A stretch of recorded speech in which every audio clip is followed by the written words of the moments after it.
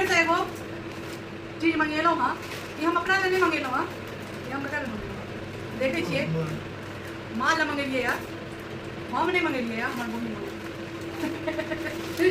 पाइ उठा देलकै यऽ, दूर बात छै, जे पाइ देलकै लेकिन मंगेलियै यऽ। पसन्द हमर छै, देख सकै छियै। देखियौ कतेक सुन्दर छै, कलर एतेक सुन्दर छै जे ककरो भी मोन भऽ जाय।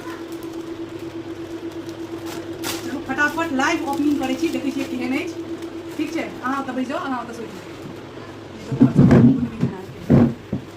तो चलो लाइव ओपनिंग कऽ देखै छियै, कियाकि एहि बेर हम साड़ी मंगेलहुँ। हाँ देखी कते सुन्दर साड़ी छै, डिजाइन तो बढ़िया लग रहा है ना।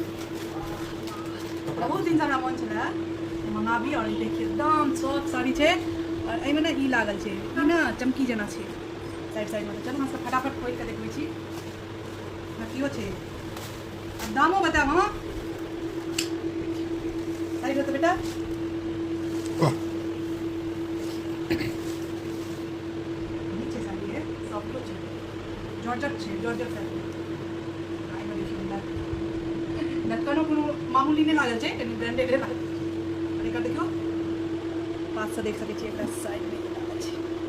आइ काल्हि चलि रहल छै ना, कते बड़का साड़ी छै, पूरे साड़ी में चमकी लागल छै। पूरा साड़ी देखियौ।